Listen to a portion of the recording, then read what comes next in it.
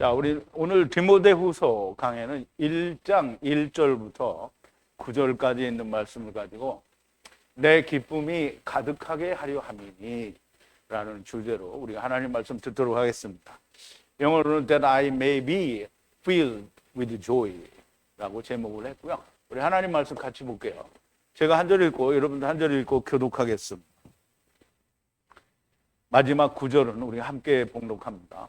하나님의 뜻으로 말미암아 그리스도 예수 안에 있는 생명의 약속대로 그리스도 예수의 사도된 바울은 사랑하는 아들 디모데에게 편지하노니 하나님 아버지와 그리스도 예수 우리 주께로부터 은혜와 긍휼과 평강이 내게 있을지어다. 나의 밤낮 간구하는 가운데 쉬지 않고 너를 생각하여 청결한 양심으로 조상적부터 섬겨오는 하나님께 감사하고 내 눈물을 생각하여 너 보기를 원함은 내 기쁨이 가득하게 하려 함이니 이는 내 속에 거짓이 없는 믿음을 생각한다. 이 믿음은 먼저 내 외조모 로이스와 내 어머니 유니게의 속에 있더니 네 속에도 있는 줄을 확신하노라.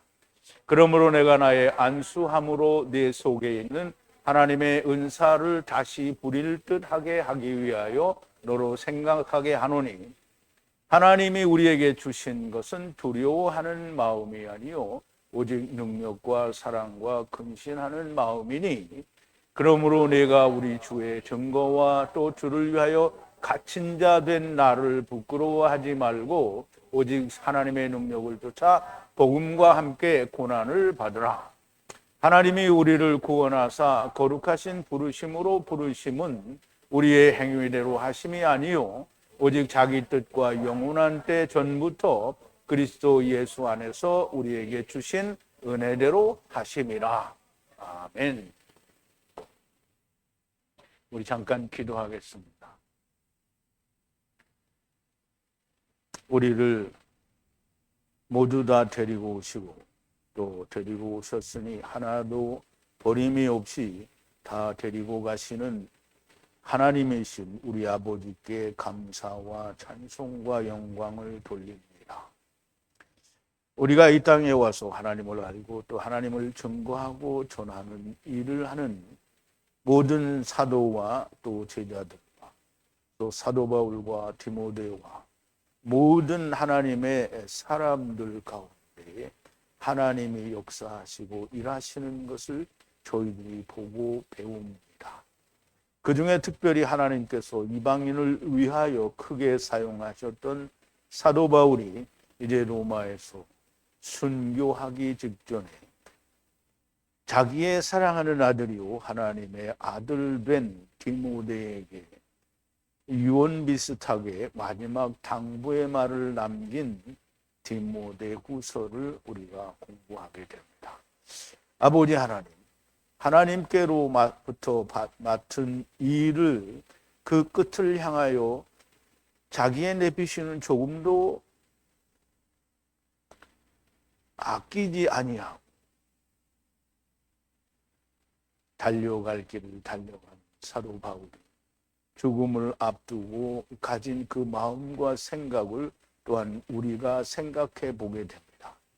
아버지 하나님, 이 디모데후서를 통해서 우리가 복음을 전하는 전도자가 순교를 앞에 두고 가지는 그 마음을 우리가 생각하게 하시고 우리도 마땅히 사도 바울처럼 마지막을 담대하게 하나님의 말씀을 위하여 기꺼이 자기를 버리는 자들이 될 수 있도록 은총과 은혜를 허락하여 주시옵소서. 예수님의 이름으로 기도하옵나이다. 아멘.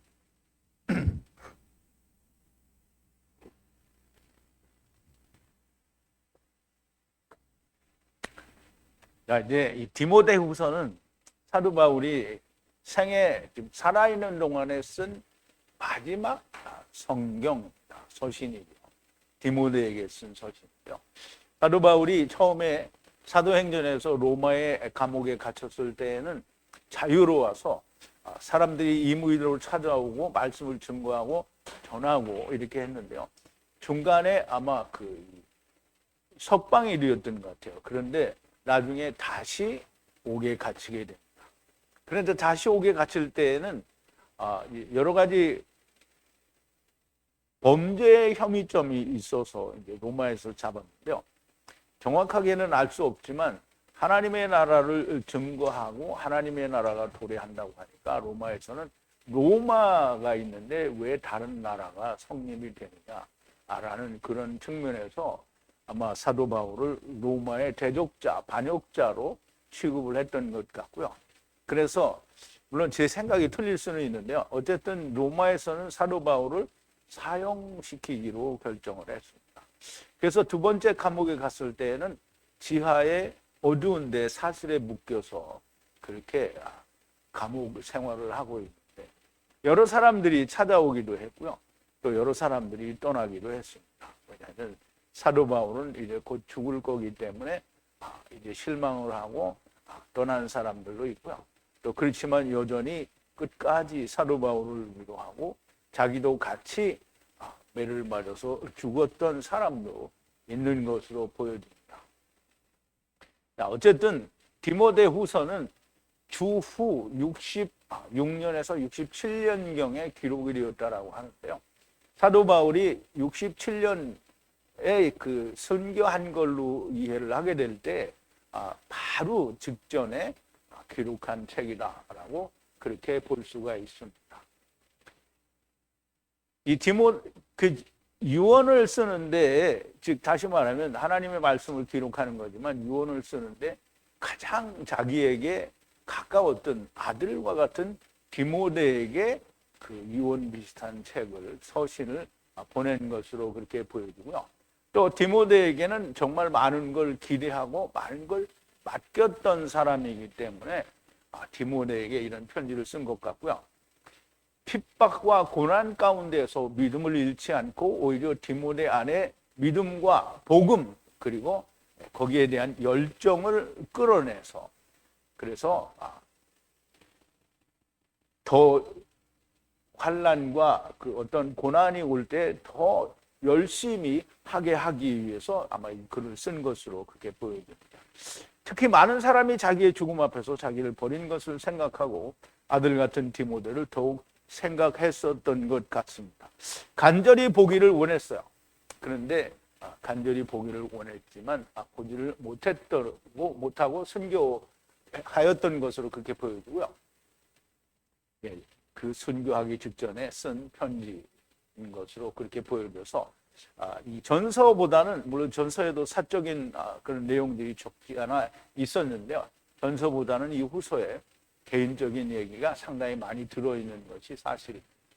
아무튼 주님의 그 주신 사명을 표대를 향하여 달려갈 길을 마치려 함에 있어서는 믿음의 아들인 디모데가 험악한 마귀의 즉 사단의 세력, 핍박이 난무하는 세상에서 담대하게 복음의 사역자의 길을 가기를 간절히 바라는 마음으로 기록한 서신이다 이렇게 생각이 됩니다. 물론 사도 바울은 자기도 자기의 길을 달려가고 디모데도 당연히 그렇게 할 줄로 믿고 있지만 그렇지만 사람의 마음이라는 게 높아심이라는 게 있고 부모라는 마음이 그렇잖아요. 자기는 어떤 걸 당해도 괜찮은데 자식이 어떤 걸 당하면 참 견디기가 어렵습니다. 그러니까 디모데가 자기도 당했으니까 그런 걸 당할 텐데 그거를 잘 견뎌내기를 바란 거죠. 주님도 제자들에게 바라기는 동일한 것을 바라셨을 거라고 보여집니다. 자, 1절 우리 하자. 이제 본문 1절을 보는데요. 하나님의 뜻에 의해서 그리스도 예수 안에서 생명의 약속을 따라서 예수 그리스도의 사도된 바울은 자, 우리 원문을 한번 보죠. 어떻게 기록이 되는지.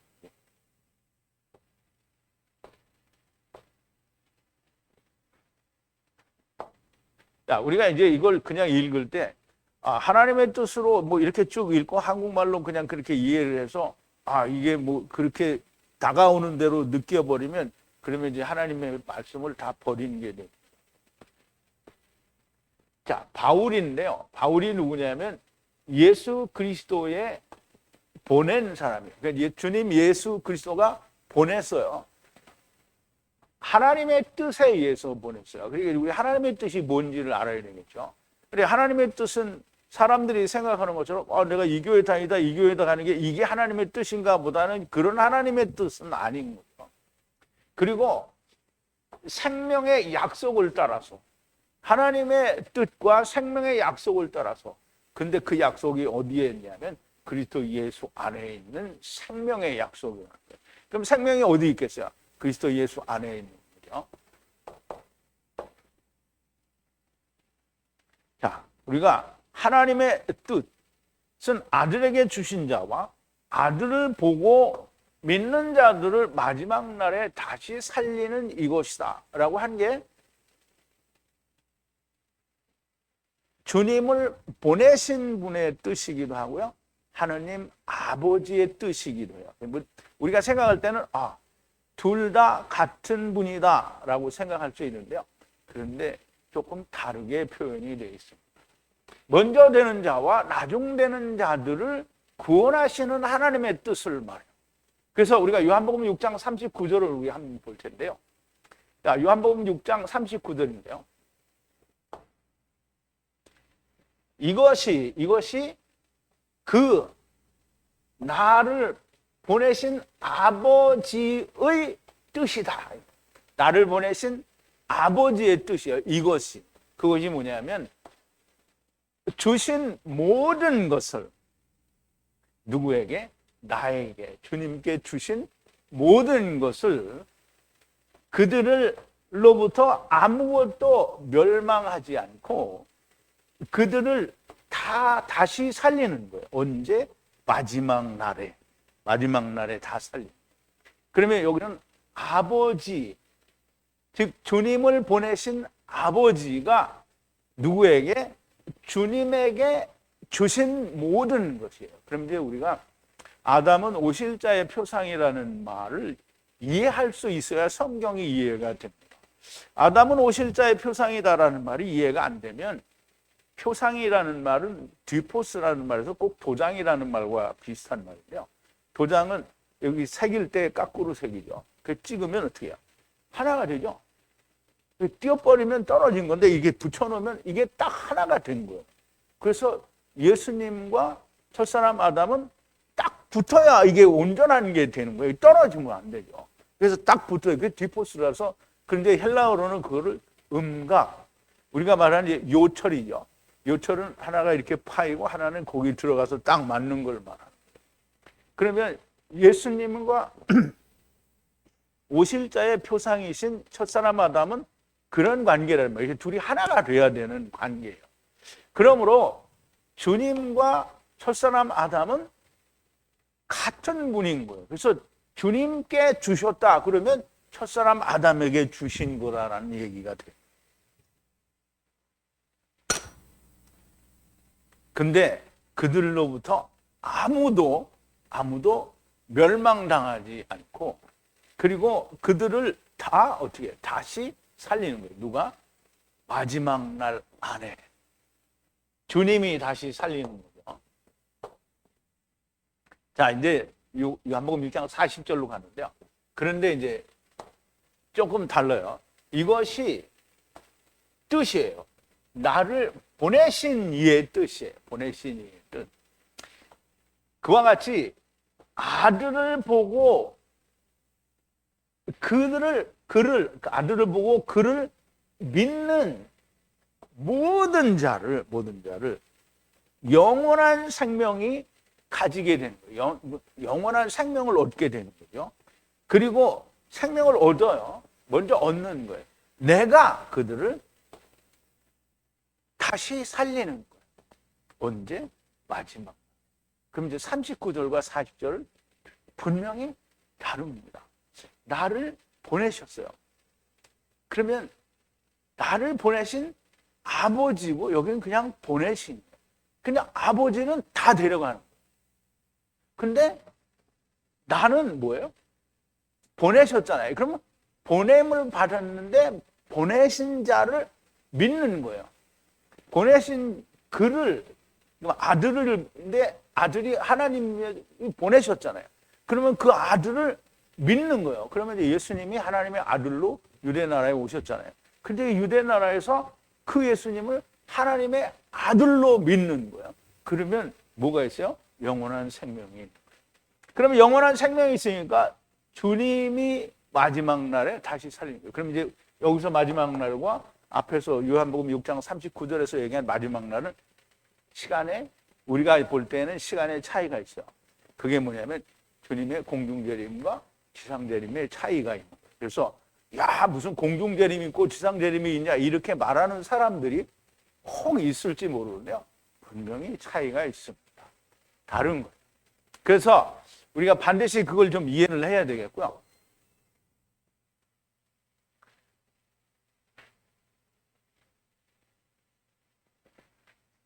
자, 먼저 되는 자와 나중 되는 자를 구원하시는 하나님의 뜻을 지금 설명을 드렸는데요.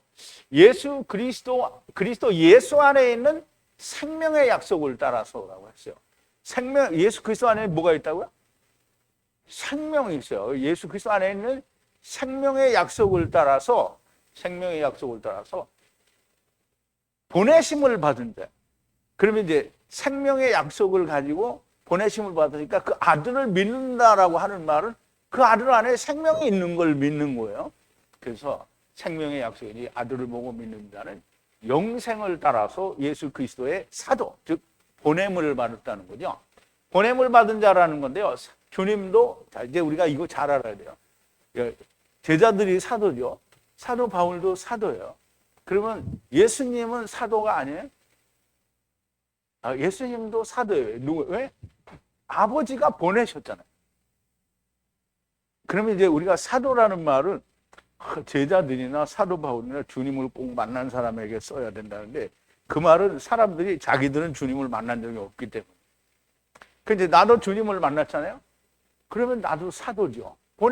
사도라는 게 뭐 그렇게 대단한 게 뭐가 있어야 되냐면 아버지가 주님께 주신 말씀과 주님이 제자들에게 주신 거, 제자들이 또 다른 제자에게 준 말씀이 똑같아야 돼요.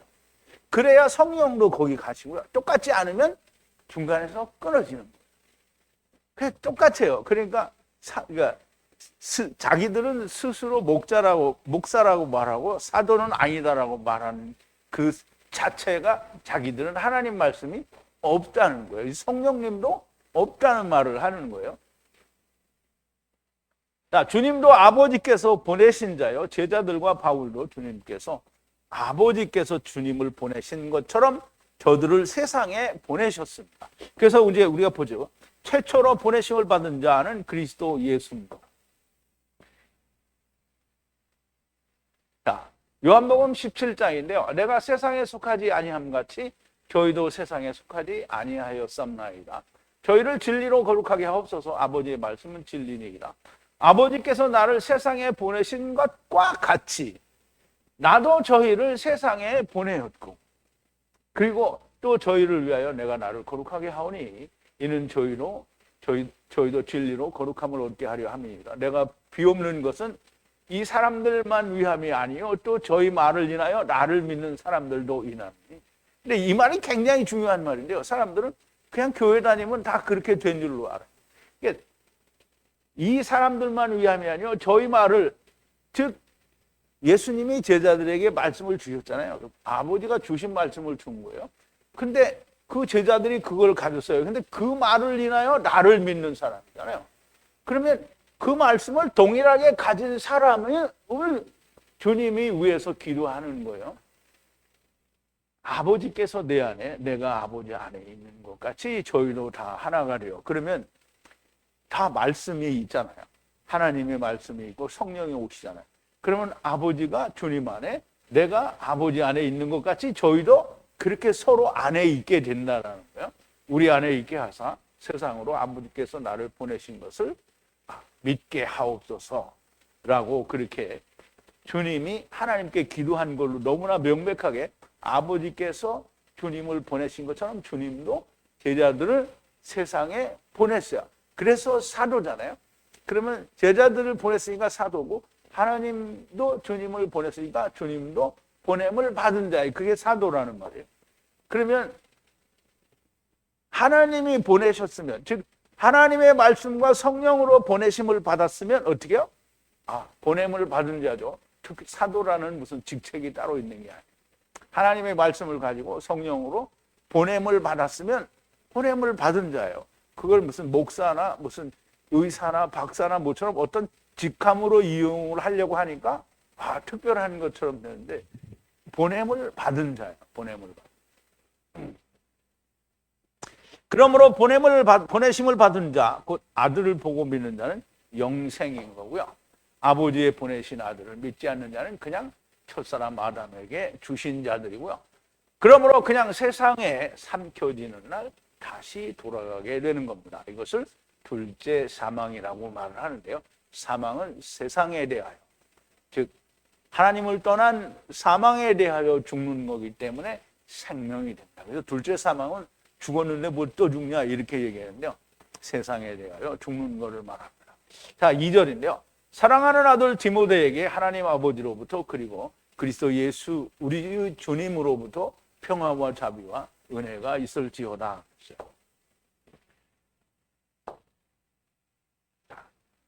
사랑하는 아들 디모데. 물론 이제 하나님도 사랑하지만 사도 바울도 사랑하는 자기의 아들 디모데를 말하는 거죠. 하나님 아버지로부터 그리고 그리스도 예수. 근데 그 그리스도 예수가 우리의 주님이고 또 하나님 아버지가 되는 거예요. 거기에서 평화는 평강이고요. 자비는 긍휼이고요. 은혜는 은혜죠. 은혜가 있으라는 거예요. 누구에게? 디모데에게 있으라. 그러면 은혜와 자비와 평강은 당연히 하나님께로부터가 아니면 어디서든지 올 수가 없어요. 마귀한테서 은혜가 와요? 마귀한테서 자비가 옵니까? 마귀한테서 평화가 옵니까? 그런 건 없죠. 자, 디모데는 그리스도의 사랑, 곧 복음으로 낳은 아들이라는 것이고요. 이 아들에게 하나님 아버지로부터 그리고 그리스도 예수로부터 먼저 되는 자와 나중되는 자의 하나님 아버지와 그리스도로부터 주님의 평화와 자비와 은혜가 있으라는 축복인 겁니다. 자, 복음을 가진 사람들은 먼저 되는 자 그리고 나중되는 자의 축복을 알아요. 그런데 복음이 없는 자는 자기만 구원을 받고 다른 사람들은 다 어떻게 된다 그러죠? 영원한 불지옥에 간다고 그러죠. 근데 우리가 잘 생각해 봐요. 예수님이 뭐라 그랬어요? 먼저 되는 자가 있고 나중 되는 자가 있다고 그랬지. 예수님이 어디 불지옥에 가서 완전히 멸망당한다 이런 말을 한 적이 없어요. 근데 우리는 그 생각을 안 하죠. 그런데 사람들은 자기만 구원 얻는다고 말하는 사람들은 자기 자신도 구원이 사실은 없어요. 그래서 나중에 자기가 주님이 말씀하신 대로 요한복음 6장 39절에 있는 말하자면 다시 살리심을 받는 거죠. 아무리 우겨도 음부는 맡아놓은 당상인 거예요. 그 이제 가는 거 당연히 가는 거죠. 자, 3절인데요. 조상들로부터 섬기는 하나님께 감사하고 깨끗한 양심 안에서 끊임없이 그대에 관한 기억을 가지고 밤과 낮에 나의 기도 안에서 지금 사도 바울이 그 디모데를 생각하면서 항상 기도한다라는 말인데요. 자, 이제 우리 한번 보죠. 자, 우리말 번역에는 나의 밤낮 간구하는 가운데 쉬지 않고 너를 생각하여 청결한 양심으로 조상적부터 섬겨오는 하나님께 감사하며 이렇게 얘기를 했대요. 자, 우리가 원문대로 읽어가면 자, 은혜를 가진다는 건데요. 하나님께서 주신 은혜 안에서 우리 조상들이 주신 조상들로부터 섬기던 하나님께 감사를 가진다는 거예요. 은혜를 가진다. 그리고 깨끗한 양심 안에서 그리고 너를 향한 끝없는 기억을 가지고 있는 것은 여러분 나의 밤과 그리고 낮에 기도하는 것 안에서 항상 기도 안에서 너에 대해서 끊임없이 그 생각을 하고 있다는 거예요. 그럼 이제 뭐 끊임없이 생각해봐야 사도 바울은 곧 순교할 건데 순교할 때까지 끊임없이 그 전에도 늘 생각했고 생각을 한다는 거죠. 끊임없이 기억을 하는 거예요. 근데 그 기억하는 게 뭔지 우리가 좀 더 봐야 되겠죠. 우선 본문을 좀 설명을 하고. 자, 조상들로부터 섬기는 하나님이라는 건데요.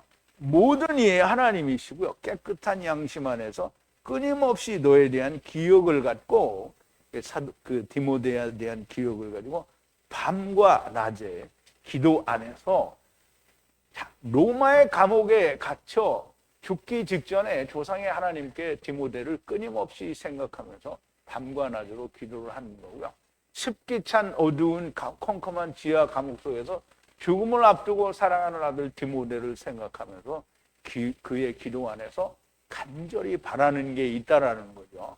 이제 우리가 성경을 읽으면서 그냥 어떤 그 당시의 상황을 우리가 어떻게 연상을 해보지 않으면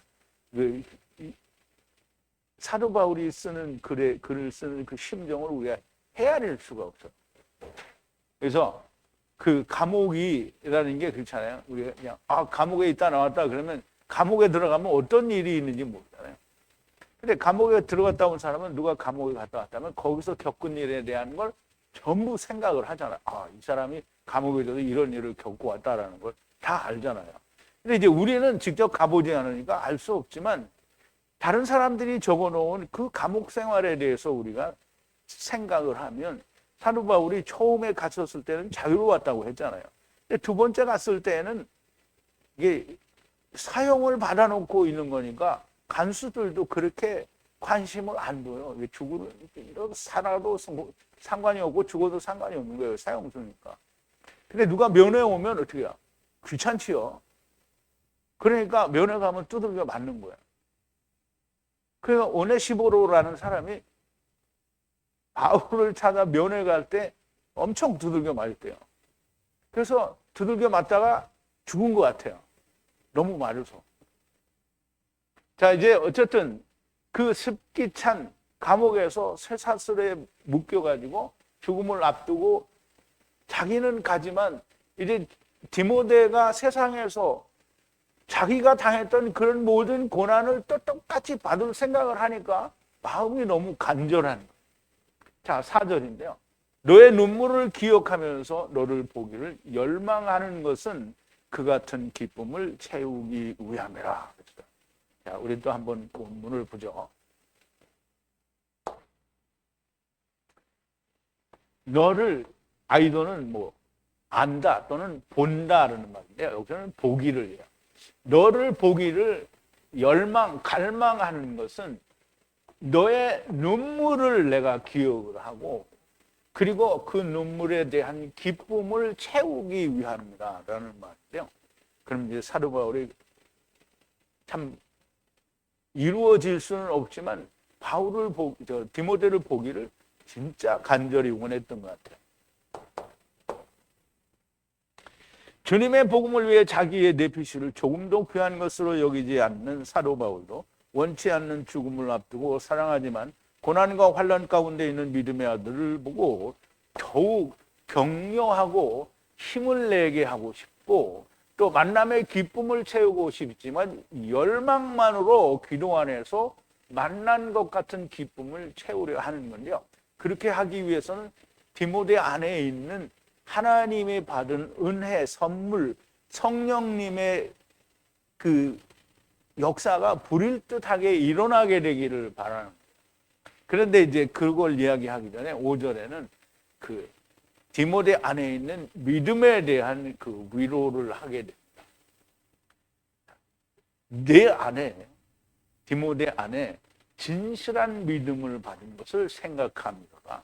그런데 그 진실한 믿음이 누구에게서 온 거냐면 먼저는 너의 외조모라고 하는데요. 외할머니 같아요. 여기는 그냥 할머니라고 돼 있어서 제가 할머니라고 했고요. 로이스 아내, 할머니가 로이스인데요. 그 안에 거하던 것이 그리고 너의 어머니 유닉의 안에 있더니 이제 너희 안에 있는 것을 확신한다라는 말이죠. 그러므로 할머니 로이스 안에 있던 믿음이 자기의 딸인 즉 디모데의 어머니인 유니게에게 그대로 전수가 됐고 또 유니게 즉 어머니 유니게에 있던 믿음이 디모데에게 이게 그대로 전가가 즉 이어져 내려오는 전수가 되었다라는 것을 확신한다라는 거죠. 상기한다, 회상한다라는 거예요. 받은 것을 회상한다. 내가 진실한 믿음 안에서 받은 거를 기억을 하는데 누가가 좋냐면 첫 번째는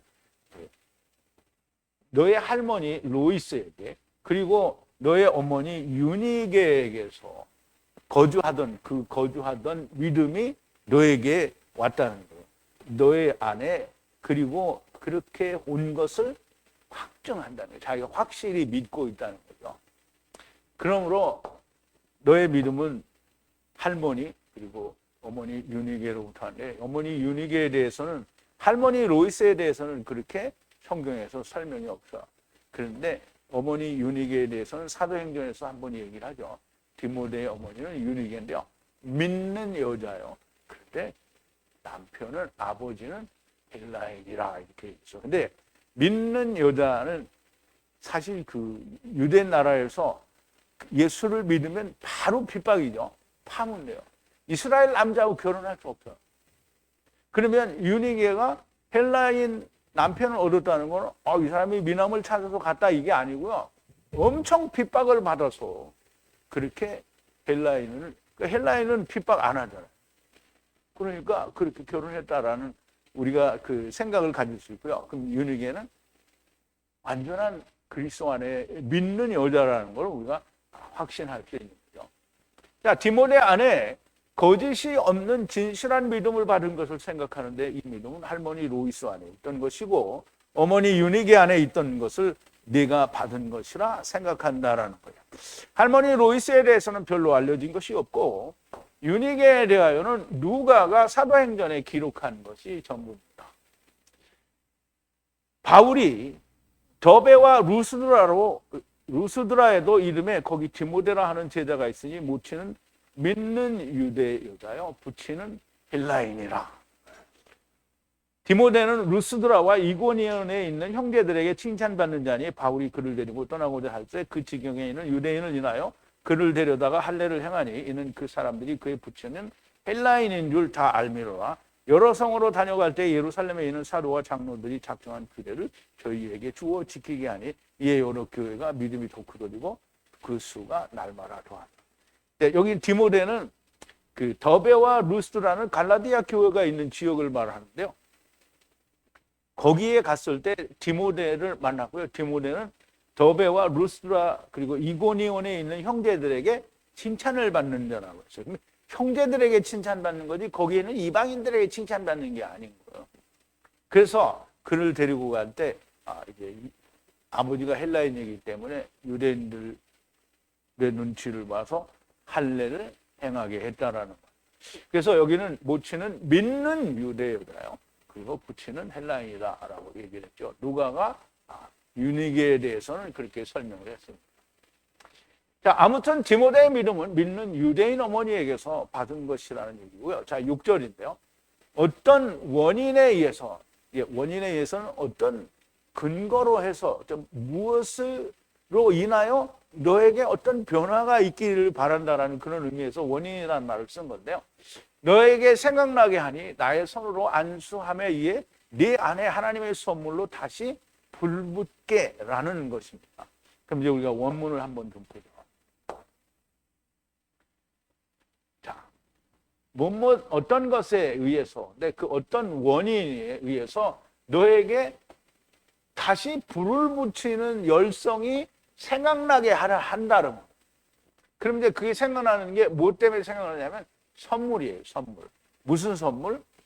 너의 안에 하나님의 선물이에요. 너의 안에 하나님의 선물. 근데 그 선물이 언제 생겼냐면 나의 손으로 안수하는 것에 의해서 너에게 하나님의 선물이 생겨났다는 거예요.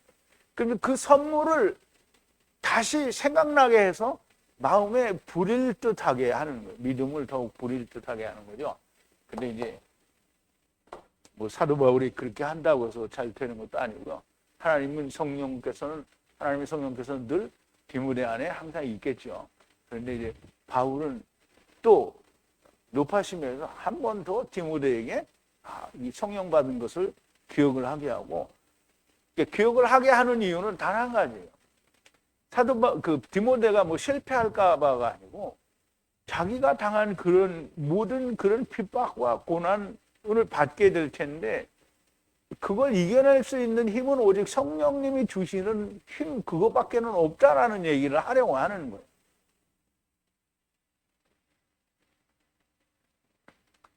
자, 할머니와 어머니께 받은 진실한 믿음에 내가 너에게 안수할 때 받은 성령을 생각나게 하여 다시 불을 붙게 하려 한다는 것이고요. 사도 바울과 장로들에 의해 목회자로 안수를 받을 때에 디모데에게 성령이 오셨다라는 거예요. 제자들과 사도 바울 그리고 아버지와 아들과 성령으로 하나 된 장로들이 안수를 하면 성령이 오시게 돼 있습니다. 자, 그들 안에 있는 성령이 오시는 거고요. 그러므로 받은 말씀과 함께 일을 하시게 됩니다. 사도 바울은 디모데가 성령 받은 것을 기억하게 하는 거예요. 우리가 조금 이따 다시 설명을 하겠지만 성령을 받는다라는 말은 전제 조건이 있습니다. 아버지가 주님께 주신 말씀을 주님이 또 제자들에게 주시고 제자들은 또 다른 제자들에게 주는 동일한 하나님의 말씀이 전달이 돼야 되는데요. 그렇게 전달되지 않으면 하나님의 말씀과 성령님의 역사는 당연히 끊어지게 되어있는 겁니다. 자, 7절인데요. 하나님께서 우리에게 주신 것은 무서워하는 성령이 아니고 그러나 권능과 사랑과 자제의 성령이라 라고 이제 설명을 하는데요. 자, 아니다. 뭐가 아니냐? 우리에게 주신 하나님의 성령은 무서워하는 성령이 아니라. 그러나 권능이죠. 권능은 무슨 이제 하나님의 권능일 수도 있는데 대개는 차바를 번역한다고 그랬죠. 차바는 군대죠. 그리고 사랑과 그리고 자제예요. 자제는 특별히 제가 그 질서라는 말과 연결을 해보려고 했는데 그런 연결은 없고 자제는 그냥 자제예요. 자제. 성령님께서는 자기가 가려고 하는 걸 다 막는 거죠. 자제하는. 그럼 이제 성령님께서는 하나님의 사랑과 권능과 그리고 자제를 통해서 사도 바울이 말하는 디모데에게 이 성령님으로 말미암아 자제는 그렇죠. 어떠한 환난이 와도 그 사랑과 권능으로 견디고 참아내는 것을 말한다라고 우리가 볼 수 있겠죠. 사도 바울과 장로들의 안수에 의해서 하나님께서 주신 성령은 두려워하는 성령이 아닙니다. 권능과 사랑 그리고 자제하는 성령인데요. 자기 자신도 핍박을 받아 감옥에 갇혀 있는데 디모데 역시 많은 핍박 가운데 있는 것이고요. 이러한 디모데에게 사방에 원수가 있을지라도 성령은 두려워하지 않게 하는 성령이시고 오직 권능과 사랑과 자제의 성령이시라고 격려를 하는 겁니다. 그런데 오늘 우리가 예수 믿는 사람들이 다 성령 받았으면 얼마나 좋겠어요. 그런데 우리는 예수 믿는다라고 고백하는 사람들이 정말 무서워하죠. 얼마나 무서워요. 세상에서 고난받는 거 두려워하고요. 그리고 이단으로 정죄받는 거 두려워하고요. 하나님 말씀을 그러니까 성경 많이 보면 이단 된다고 두려워하잖아요. 그래서 성경을 안 보기를 원하는 거잖아요. 그게 두려워하는 거예요. 그게 얼마나 두려워요. 성령이 오시면 아니 하나님 말씀을 보는 거는 왜 두려워요? 아니 이게 중세 시대에 로마의 이 천주교가 그렇잖아요. 성경이 라틴어로 돼 있는 거를 보고요. 그리고 라틴어는 일반 사람들이 볼 수가 없잖아요. 근데 이제 성경을 보면 어떻게 했어요? 전부 화형시켰어요. 그게 무슨 교회야? 하나님 말씀을 보면 화형시켜요. 그게 지금도 예수 믿는 사람들이 예수 믿고 자기는 구원받았다고 얘기하는데 성경 공부 열심히 하면 이다 이렇게 말하는 거잖아요. 그럼 천주교하고 뭐가 달라요? 미친 거죠 완전히. 그러니까 엄청 두려워하는 거예요. 8절은요. 그러므로 우리 주님의 증거와 그의 포로가 된 나를 부끄러워하지 말고 하나님의 권능을 따라 복음과 함께 고난을 받으라. 그지? 지금 사도 바울이 이제까지 염려했던 거는 디모데가 고난을 받을 때에 두려워하지 말고 복음과 함께 그 고난을 잘 감내하라는 그런 의미에서 이제 이 격려의 편지를 하는 거죠. 그러므로 부끄러워하지 말라는 거예요. 부끄러워하지 말라. 누구를? 우리의 주님의 증거를 부끄러워하지 말고 또 그것뿐만 아니라 나도 부끄러워하지 말라는 거야. 그럼 그의 포로가 됐어요. 즉 예수 그리스도로 말미암아 복음의 포로가 되는데 육체적으로는 감옥에 갇힌 포로가 된 거죠. 그걸 부끄러워하지 말라. 그러나 권능의 하나님을 따라서 복음과 함께 고난을 받으라. 함께 고난을 받는 거예요. 함께 고난을 받으라. 그럼 이제 이건 우리가 잘 이해해야 됩니다. 복음이 내 안에 있는 사람은 고난을 받게 돼 있어요. 예수님이 뭐라 그랬죠? 세상이 너희를 미워하면 나를 먼저 미워하느라. 나를 미워하는데 너를 안 미워할 수가 없는 거죠. 그래서 주님은 어떻게 해요? 미움을 받는 사람이. 그럼 성경에 보면 미움을 받는 사람이 또 있어요. 누구예요? 욥이 미움을 받는 사람. 욥이 그리스도를 나타내는 거예요. 자, 이제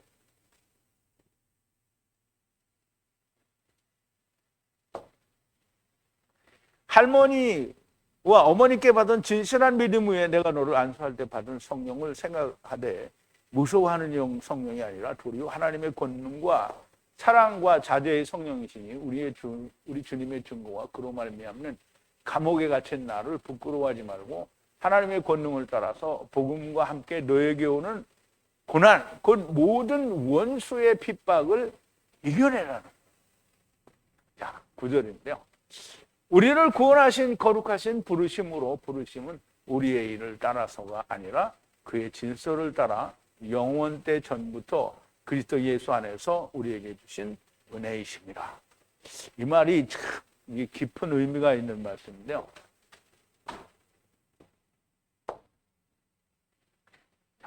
우리를 구원하신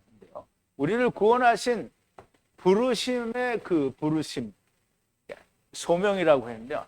주님이 우리를 부르셔서 사명을 줬단 말이에요. 그래서 거룩한 부르심에 의한 소명, 부르심의 부르심이 되는 거죠.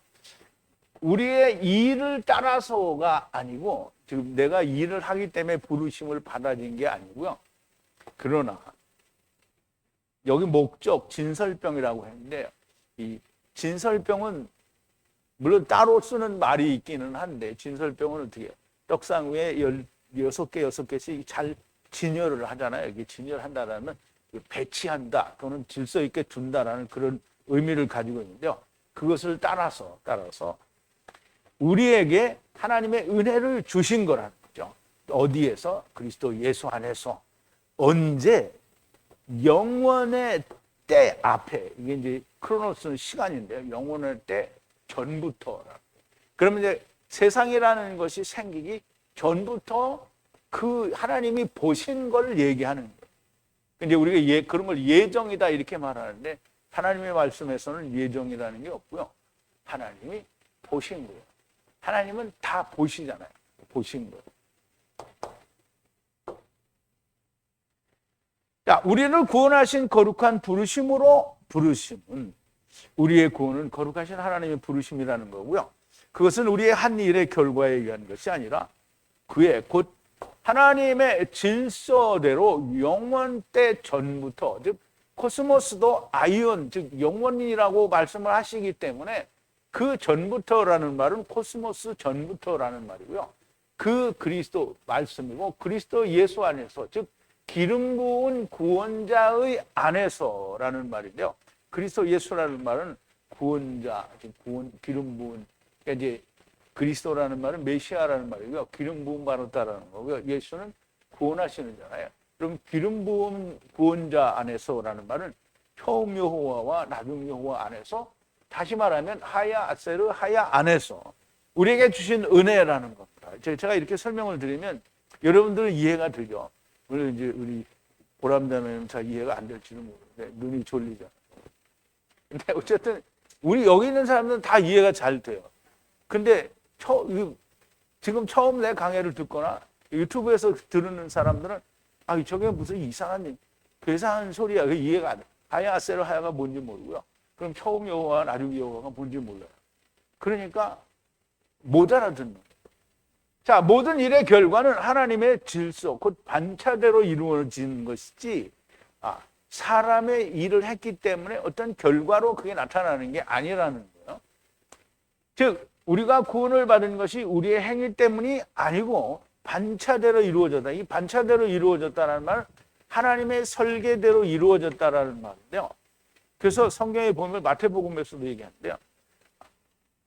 구원 얻기로 작정된 자는 다 믿더라 이렇게 했잖아요. 그 구원 얻기로 작정된 자는 누구 이름을 뽑아서 이름을 나열해 놓고 이게 뭐 믿는지 찌는지도 모르는데 이름이 나열되어 있으니까 얘는 구원이다. 이게 아니라 구원되기로 작정된 자라는 말은 뭐냐면 하나님께서 선악을 알게 하는 나무를 먹은 자들에게 다 너희 마음대로 해보라고 하신 거잖아요. 근데 그 너희 마음대로 해보는데 하나님의 설계는 뭐냐면 율법에서는 사망이라는 걸 깨달아야 되는데 율법에서 사망이라는 걸 깨달은 사람은 다 구원이다 이 말이에요. 그게. 근데 율법에서 사망이라는 걸 깨닫지 못한 사람은 어떻게 구원이 아니다라는 거죠. 그게 반차대로 이루어졌다는 뜻이에요. 자, 반차, 질서대로라는 말씀은 어떻게 되도록 정해진 것이 아니고요. 질서를 믿는 자는 구원이고 질서를 믿지 않는 자는 구원이 아니라는 겁니다. 자, 구원은 첫째 부활에 들어가는 것이고요. 카탄이 되는 것을 말하는데요. 믿지 않는 자는 둘째 사망이고 이것을 부활이라 하지 않고 또 구원이라고 하지 않습니다. 그 성경에서 둘째 사망을 구원이라고 말하는 거 봤어요? 다시 살린다라는 말은 하죠. 그런데 그게 구원이라고는 하지 않아요. 그래서 여러분이 구원이라는 말을 좀 잘 이해를 해야 됩니다. 자, 구원은 야사예요, 야사. 그래서 여호와께서 구원하신다. 그래서 여호수아, 곧 예수라는 말은 여호수아라는 말이에요. 여호와께서 구원하신다라는 말이고요. 이것을 파자를 하면 계명을 성령으로 맞춰서 안식에 들어가는 게 야사예요. 성령으로 이루어 안식에 들어가는 걸 말하는데요. 여기에는 반드시 죽어야 된다라는 의미를 가집니다. 또 구원은 도움을 받는다는 것을 말하는데요. 주님의 반세계는 내실 것이고 반드시 또 내게 되어 있습니다. 그래서 온전하게 내신다라고 약속을 하셨고 반드시 그것을 이루셔서 내셨어요. 그래서 주님이 반세계를 내셨고 나도 반세계를 내야 됩니다. 그래서 반세겔과 반세겔이 합쳐서 한 세겔이 돼야 구원이라는 게 되는 겁니다. 그러므로 함께 죽어야 되는 건데요. 이 함께 죽어야 되는 것을 주님이 이 가버나움에 왔을 때 그 성전세 받는 자들이 베드로에게 물어봅니다. 자, 예수님께서 제자들에게 죽임을 당하고 제3일에 살아나리라 하시니 제자들이 심히 근심하더라. 가버나움에 이르니 반세겔 받는 자들이 베드로에게 나와 그러되 너희 선생이 반세겔을 내지 아니하느냐. 가로되 내신다 하고 집에 들어가니 예수께서 먼저 가라사대 시몬아 네 생각은 어떠하뇨? 세상 임금들이 누구에게 관세와 종세를 받느냐? 자기 아들에게냐 타인에게냐? 베드로가 가로되 타인에게니이다. 예수께서 가라사대 그러하면 아들들은 세를 면하리라. 그러나 우리가 저희로 오해케 하지 않기 위하여 네가 바다에 가서 낚시를 던져 먼저 오르는 고기를 가져 입을 열면 돈 한 세겔을 얻을 것이니 가져다가 너를 위하여 내라고 하지 않고 너와 나를 위하여 주라 그랬어요. 그럼 이제 주님의 반세겔과 베드로의 반세겔이 합쳐서 한 세겔이 된 거잖아요. 반드시 이게 한 세겔이 돼야 되는 거예요. 자, 이제 여러분 잘 생각해 보세요. 물에 빠진 사람을 우리가 건져요. 그러면 이제 그게 구원된 거잖아요. 그러면 이제 물에 빠졌는데 건졌는데 죽었어. 그러면 그 구원이 아니에요. 구원이 아니죠. 죽었어. 꺼냈는데 죽었어. 근데 그거를 살리려고 막 심폐소생술을 하고 막 이렇게 해서 살았어. 그럼 구원이 아니에요. 그러면 구원이죠. 살았잖아요. 물에 빠진 걸 건져서 살렸어요. 구원이에요. 근데 물에 빠졌는데 그냥 막 죽을 기를 쓰고 건져내와서 그런데 숨도 안 쉬고 죽었어. 심폐소생술 막 1시간을 했는데 안 일어나. 죽었어. 그럼 구원받았어요? 못 받았어요? 자, 이제 우리가 생각해봐요. 우리가 궁창 아래의 물에 빠졌어. 궁창 아래의 물은 율법이잖아요. 그럼 궁창 아래의 물에서 허덕이다가 어떻게 예수 그리스도로 말미암아 구원을 받았어. 그러면 그거 구원이에요. 그래서 우리 찬송가에 들잖아요. 물에 빠져 헤매니 건져내어 살리세. 그러잖아요. 건져내서 살리는 거예요. 그런데 궁창 아래의 물에 살다가 그냥 빠져서 죽었어. 그럼 구원이 아니에요. 구원이 아니에요. 그건 구원이 아닌 거예요. 자, 그냥 물에 빠져 죽은 자를 살렸다고 하지 않고요. 죽은 자는 그냥 죽은 자가 되고요. 그런데 물에서 건져낸 자를 구원받았다고 하는 거고요. 육신에 있을 때 물에서, 궁창 아래의 물에서 건져지면 구원을 받은 거고요. 여전히 율법 궁창 아래의 물에서 놀고 있으면 건져진 게 아닌 거예요. 그래서 구원이 아닙니다. 그러나 다행인 것은 그렇게 물에서 놀다가 죽은 자들을 다시 살리신다라고 하셔요. 그런데 이것을 구원이라고 하지 않습니다. 음부에 가서 성령님과 모든 것을 다시 배우고 본래의 집으로 돌아가는 것이고요. 이것은 구원이 아닙니다. 다시 살림을 받는 거예요. 구원이 아니에요. 구원이라는 말은 건져냈다라는 게 물속에 있는 거를, 죄에 빠져 있는 걸 건져냈기 때문에 구원이라고 하는 거고요. 하나님께서 첫사람 아담에게 주셨으니 그냥 나중에 나그네의 길이 끝났으니 그냥 돌아가는 것이고요. 이것을 흙으로 돌아가고 그 영은 주신 하나님께 돌아간다라고 하는 겁니다. 자, 이제 전도서 12장 7절인데요. 흙은 여전히 땅으로 돌아가고 신은 영은 그 주신 하나님께로 돌아가기 전에 기억하라. 전도자가 가로되 헛되고 헛되도다. 모든 것이 헛되도다. 전도자가 지혜로움으로 여전히 백성에게 지식을 가르쳤고 또 묵상하고 공부하여 잠언을 많이 지었으며 전도자가 힘써 아름다운 말을 구하였나니 기록한 것은 정직하여 진리의 말씀이니라. 지혜자의 말씀을 찌르는 채찍 같고 회중의 스승의 말씀은 잘 박힌 목과 같으니 다 한 목자에 주신 바니라. 자, 솔로몬이 얘기한 거야. 흙은 여전히 흙으로 돌아가고 영은 주신 하나님께로 돌아가는 거예요. 근데 그 전에 기억을 하라는 거잖아요. 근데 그 전에 기억을 못하면 어떻게 해요? 그냥 이렇게 되는 거예요. 이것은 그냥 주님이 마지막 날에 내가 다시 살리신다라고 하신 거고요. 영을 다시 살리신다라는 거고요. 즉 육은 무익하니라. 살리는 것은 영. 근데 살리는 것은 영도 두 가지죠. 그래서 믿는 자를 살리는 것과 그냥 주신 자를 자기가 물에 빠져서 죽었는데 살리는 걸 말하는 거죠. 자, 주님의 이름으로 선지자를 사고 귀신을 쫓아내고 큰 권능을 행하였어도 의미가 없습니다. 주님이 나는 너를 모른다고 하시면 아무리 큰 교회를 지었으며 또 교인들이 막 100억 명이다. 이게 다 무슨 소용이 있습니까? 그냥 궁창 아래 물에서 놀다가 수명을 다하게 되는 거고요. 그냥 물에 빠져 익사하여 죽은 겁니다. 그 물에 빠져 죽었는데 구원받은 게 아니잖아요. 구원이 아니에요. 근데 이제 사람들이 보죠. 이제 제가 이 강의를 하고 나면 많은 사람들이 제 지난번에 히브리서 강의를 해놨더니 아주 놀고 있어요. 이렇게 써놓은 사람이 있는데, 그러니까 히브리서 강의 처음 했는데 자기가 못 알아들었다고 얘기를 해야지 나보고 놀고 있다고 하면 그 사람이 좀 정신 나간 사람인 거죠. 그러니까 이제 오늘도 제가 이렇게 강의를 드렸는데 정말 많은 사람들이 뭐라고 하냐면, 야, 그러면 오늘날 그렇게 많은 예수 믿는 사람들이 다 틀렸고 너만 맞냐 이렇게 얘기하죠. 근데 여러분 잘 생각해야 돼요. 내가 하는 말이 아니고 성경이 하나님이 우리에게 하나님이 옳은 건 뭐고 세상이 틀린 건 뭔지를 노아의 홍수로 가르쳐 주셨잖아요. 그러니까 노아의 홍수 때 구원받은 사람이 몇 명이에요? 8명. 그러면 8명을 제외한 모든 인류가 다 어떻게 해요? 물에 빠져 죽었어요.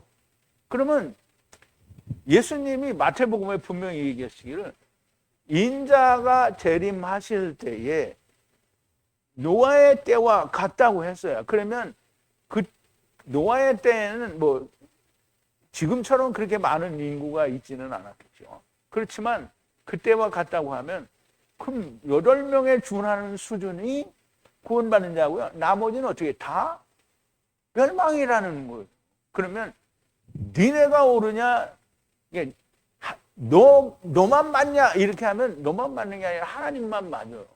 그 세상은 틀린 거예요. 그래서 주님이 뭐라 했어? 좁은 문으로 들어가라. 넓은 문은 멸망하는 문이니 많은 사람들이 그리로 간다는 거죠. 그런데 사람들은 전부 넓은 문을 향해서 가죠. 신학을 향해서 가는 거예요. 세상 사람들이 가르쳐준 학문을 향해서 가는 거예요. 당신들은 주님이 땅에 백보자 심판으로 오시고 난 뒤에 그 세상을 삼키실 때 그때 살게 됩니다. 사도 바울이 디모데의 고난의 눈물을 생각하고 보기를 열망하는 것은 이 구원의 기쁨이 충만하게 하기 위함이라는 건데요. 그러니까 그 구원의 기쁨을 위하여 고난과 함께 장차올 영광을 생각하라는 것. 자, 로마서 8장인데요.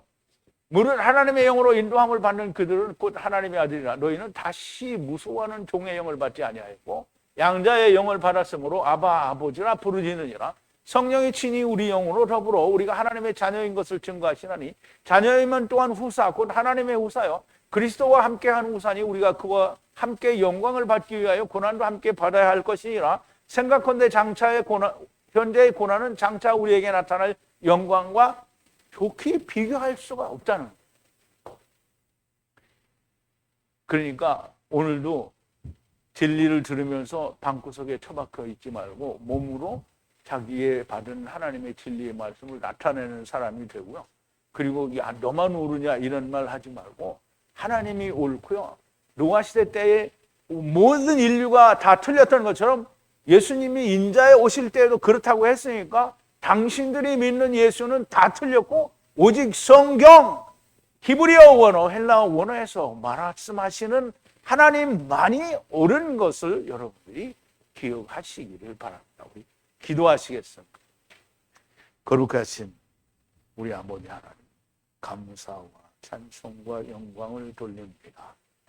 사람들은 흔히 많은 수가 옳고 적은 수는 옳지 않다라고 생각할 수 있습니다. 그러나 하나님의 말씀에서는 하나님만이 옳고 사람이 가는 길은 그 숫자가 얼마나 많든지에 상관이 없는 것을 우리는 알아야 되지 않겠습니까? 아버지 하나님, 그러나 여전히 사람들은 여러 사람이 간 그 길을 쫓아가기를 좋아합니다. 그러나 멸망의 문이라고 하셨으니 아버지요, 주님을 쫓아서 하나님의 말씀을 따라서 세상에서는 미움을 받는 그 주님의 말씀을 따라서 좁은 길로 들어가는 자들이 다 되어지게 하여 주시옵소서. 예수님의 이름으로 기도하옵나이다. 아멘.